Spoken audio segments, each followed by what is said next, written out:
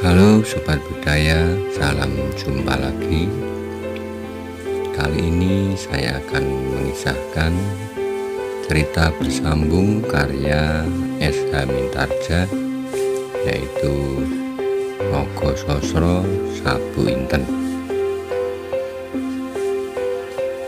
Kali ini dalam episode Misteri di Gunung Ijo. Selamat menikmati. Salam budaya. Awan hitam menggelayut menyelimuti langit, sehingga malam kelam itu semakin hitam suasana kerajaan Demak pada waktu itu. Di kerajaan Demak sedang terjadi perebutan pengaruh antara wali pendukung kerajaan Demak dengan Syekh Siti Jenar. Pertentangan itu begitu meruncingnya sehingga terjadi pertumpahan darah. Syekh Siti Jenar dilenyapkan, disusul terbunuhnya Ki Kebo Kenongo. Ki Kebo Kenongo yang juga disebut Ki Ageng Pengging mempunyai seorang putra yang bernama Mas Karepet. Karena dibesarkan oleh Nyai Ageng Tingkir, kemudian disebut Joko Tingkir. Joko Tingkir inilah yang kelak menjadi Raja Demak menggantikan Sultan Trenggono dan yang memindahkan pusat pemerintahan kerajaan Demak ke Pajang. Karena keadaan sangat memaksa, Joko Tingkir pergi meninggalkan kampung halaman, sawah, ladang, serta wajah-wajah yang dicintainya. Ia merantau untuk menghindarkan diri dari hal-hal yang tak diinginkan. Pada masa yang demikian, tersebutlah seorang saudara muda seperguruan dari Ki Ageng Pengging yang bernama Mahisa Jenar. Telah bertahun-tahun ia mengabdikan dirinya di kerajaan Demak sebagai seorang prajurit. Tapi karena masalah perbedaan ajaran kepercayaan telah menimbulkan banyak korban, ia terpaksa mengundurkan diri meskipun kesetiaannya terhadap Demak tidak pernah surut. Mahisa Jenar seorang prajurit yang tangguh, pengawal raja, badannya tegap berdada bidang, tangannya kokoh, mahir menggunakan berbagai jenis senjata. Sepasang matanya yang dalam memancar dengan tajam menyiratkan keteguhan hatinya, tetapi keseluruhan roman mukanya tampak bening dan lembut. Ia adalah kawan bermain Ki Ageng Selo pada masa kanak-kanaknya. Ki Ageng Selo inilah yang kemudian menjadi salah seorang guru dari Mas Karepet yang juga disebut Joko Tingkir sebelum menduduki takhta kerajaan. Pada malam yang kelam itu, Mahisa Jenar mulai dengan perjalanannya dari rumah almarhum kakak seperguruannya Ki Kebo Kenongo di Pengging. Ia sengaja menghindarkan diri dari pengamatan orang.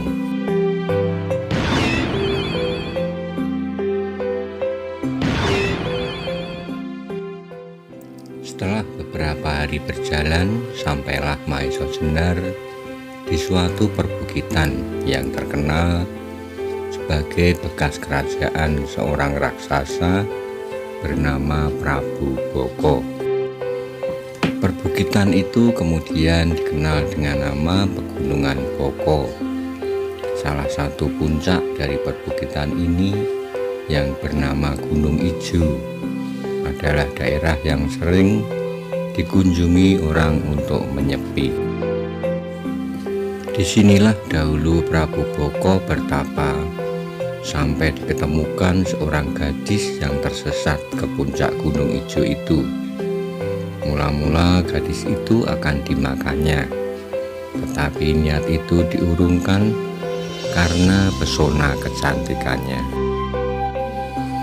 Bahkan gadis itu kemudian diambilnya menjadi permaisuri ketika ia kemudian dapat menguasai kerajaan Prambanan. Gadis cantik itulah yang kemudian dikenal dengan nama Roro Jonggrang. Dan oleh karena kecantikannya pula Roro Jonggrang oleh Bandung Bondowoso yang juga ingin memperistrinya setelah berhasil membunuh Prabu Boko, disumpah menjadi patung batu. Dan di tempat patung itulah yang kemudian terkenal dengan nama Candi Jonggrang. Tetapi pada saat Maiso Jenar menginjakkan kakinya di puncak bukit itu, terasalah sesuatu yang tak wajar. Beberapa waktu yang lalu ia pernah mengunjungi daerah ini, tetapi sekarang alangkah bedanya. Tempat ini tidak lagi sebersih beberapa waktu berselang. Rumput-rumput liar tumbuh di sana-sini.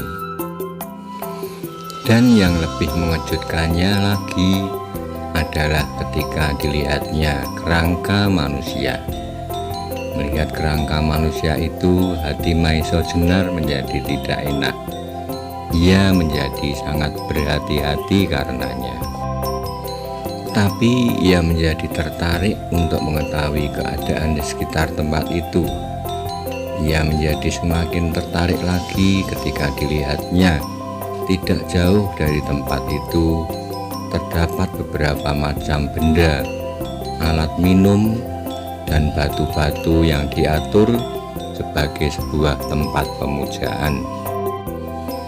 Dan di atasnya terdapat pula sebuah kerangka manusia. Maiso Jenar pernah belajar dalam pelajaran tata berkelahi mengenai beberapa hal tentang tubuh manusia. Itulah sebabnya maka ia dapat menduga bahwa rangka-rangka itu adalah rangka perempuan yang tidak tampak adanya tanda-tanda penganiayaan. Cepat ia dapat menebak bahwa beberapa waktu berselang telah terjadi suatu upacara aneh di atas bukit ini. Tetapi ia tidak tahu macam apa upacara itu. Untuk mengetahui hal itu, ia mengharap mendapat keterangan dari penduduk sekitarnya. Tetapi Maiso Jenar menjadi kecewa ketika ia melayangkan pandangannya ke sekitar bukit itu. Tadi ia sama sekali tidak memperhatikan bahwa tanah-tanah Pategalan telah berubah menjadi belukar. Agaknya sudah beberapa waktu tanah-tanah itu tidak lagi digarap.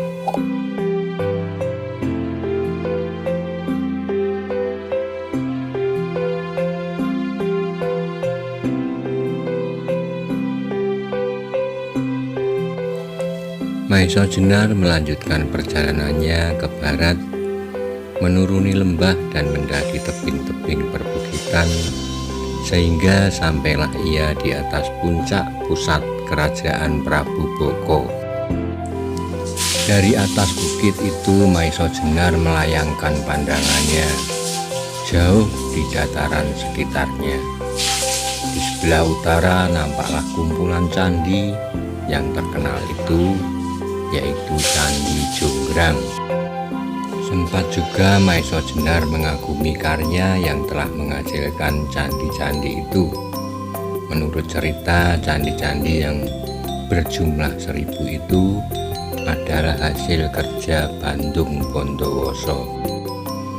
Hanya dalam satu malam saja untuk memenuhi permintaan Roro Jonggrang, tetapi ketika ternyata Bandung Bondowoso akan dapat memenuhi permintaan itu, Roro Jonggrang berbuat curang.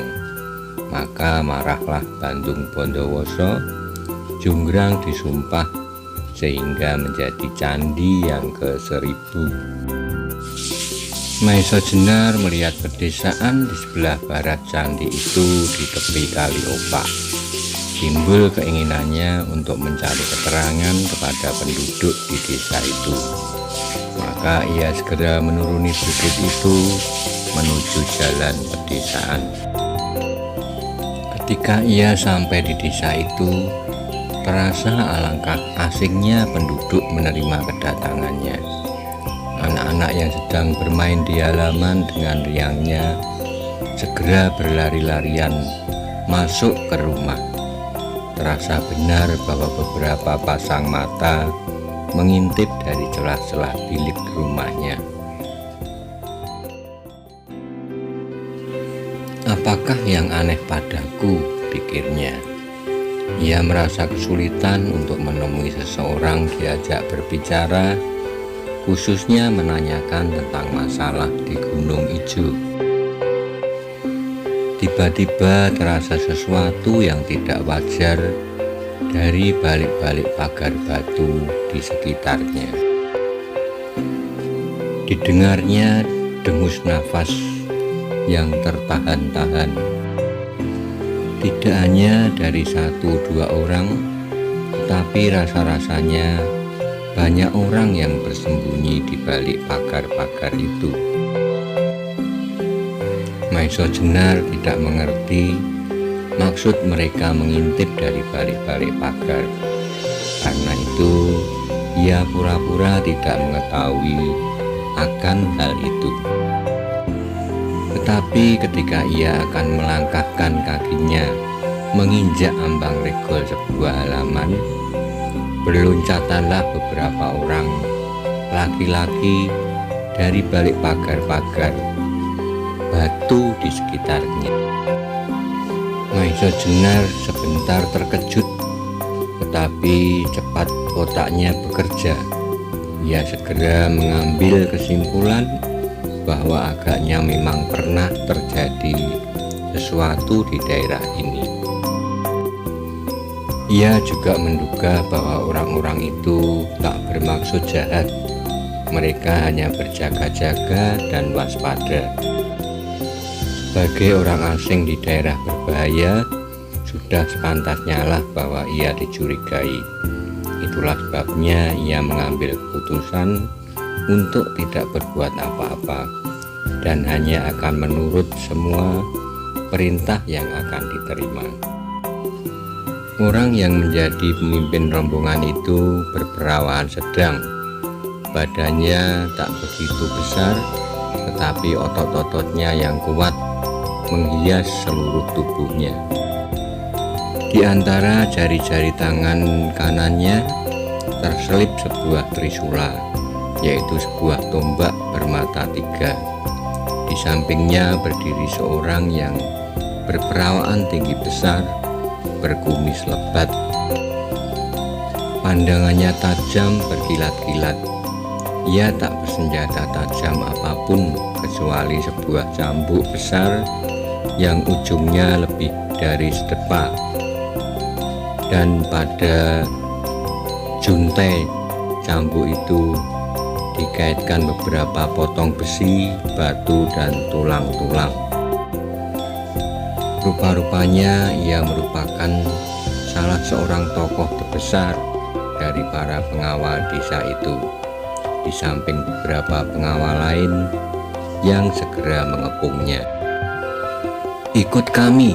Tiba-tiba terdengarlah sebuah perintah yang menggelegar keluar dari mulut orang yang tinggi besar itu.